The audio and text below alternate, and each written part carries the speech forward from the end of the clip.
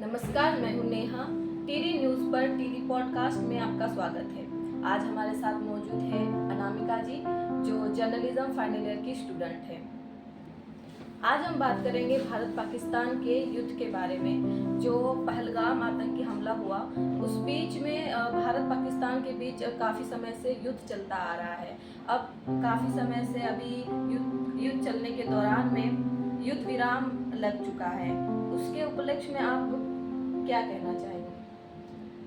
जी नेहा जी, देखिए कि जैसे अभी भारत और पाकिस्तान के बीच में युद्ध चल रहा था और अभी कुछ दिनों के लिए स्थगित किया गया, तो इसके पीछे अच्छी वजह है, क्योंकि जो युद्ध होता है उसमें सैनिकों के साथ साथ दोनों देश के हर नागरिक की क्षति होती है, हर लोगों की क्षति होती है। जैसे अभी ऑपरेशन सिंदूर किया गया, तो जैसे आतंकी हमला जो हुआ था उसमें लोग तो मारे गए, उनके सिंदूर के लिए लड़ाइयाँ होंगी, लेकिन उसमें कितने सारे सेना मारे गए, और जितने बहुत सारे सेना मारे गए हैं उनकी भी तो सिंदूर की कीमत चुकाई है उनकी औरतों ने।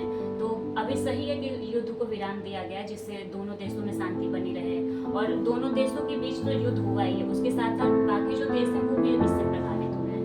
तो अभी की स्थिति के लिए तो युद्ध विराम बहुत ही सही डिसीजन था जो कि लिया गया है। अभी आगे जो चीज़ें होगी या होने वाली है, तो आपको क्या लगता है कि अभी युद्ध हमेशा शुरू रहना चाहिए या बंद हो जाना चाहिए?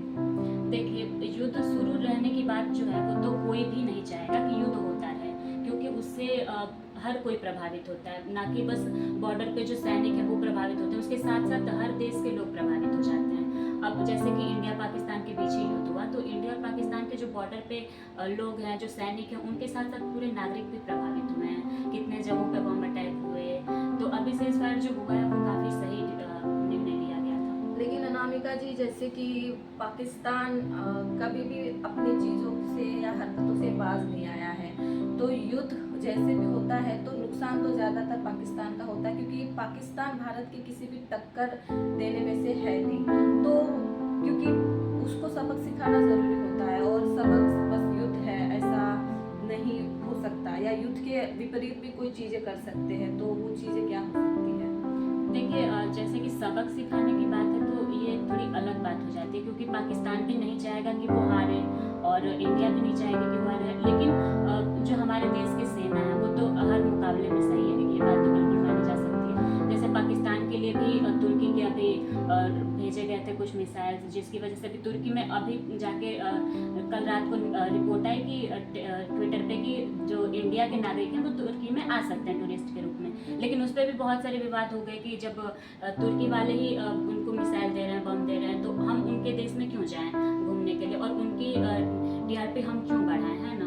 तो उनकी जीडीपी जैसे बढ़ेगी, हमारे जो देश के लोग हैं वो तुर्की जाएंगे और हम उनकी टीआरपी बढ़ाएंगे, उनके बजट बढ़ाएंगे, और वो जो है वो मिसाइल और जितनी भी चीज़ें वो पाकिस्तान को दे रहे हैं, तो ये भी सही नहीं है।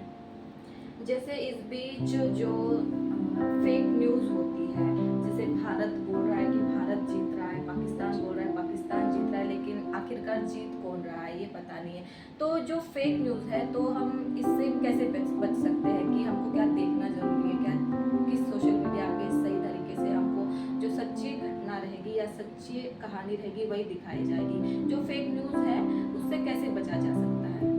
जी, जैसे कि आज के ज़माने में तो हर कोई मीडिया को लेके अगर कोई पूछ दे कि मीडिया के बारे में, तो सब नेगेटिव ही बोल रहे हैं। कोई बोलता है बिक गई है, टीआरपी के लिए काम करती है, गोदी मीडिया इत्यादि वगैरह वगैरह, बहुत कुछ हमें सुनने को मिलता है। तो इसके लिए ज़रूरी है कि हर जो नागरिक है वो ध्यान रखे, मल्टीपल सोर्सेज का यूज़ करे। आजकल बहुत सारे प्लेटफॉर्म ऐसे हैं जहाँ पे सही न्यूज़ दिए जाते हैं। हर पत्रकार या हर प्लेटफॉर्म गलत नहीं है, हर जगह पे सही न्यूज़ मिलती है बहुत सारी जगहों पे। तो उसके लिए अलग अलग सोर्सेज लोग अप्लाई करें, हर प्लेटफॉर्म पे जाके चेक करें। अगर जैसे कुछ भावनात्मक न्यूज़ आ रही है तो उसके लिए उनको चाहिए कि थोड़ा सा और रिसर्च करें और न्यूज़ पढ़ें, तब जाके वो बिलीव करें कि कौन सी न्यूज़ सही है, क्योंकि अभी भी स्वतंत्र पत्रकार जीवित हैं दुनिया में, और वो ग्राउंड रिपोर्टिंग अभी भी हो रही है, अभी भी सच्चाई को दिखाने के लिए लोग प्रयास कर रहे हैं। तो ऐसा नहीं कि हर जो कंटेंट होता है वो फेक न्यूज़ ही होता है।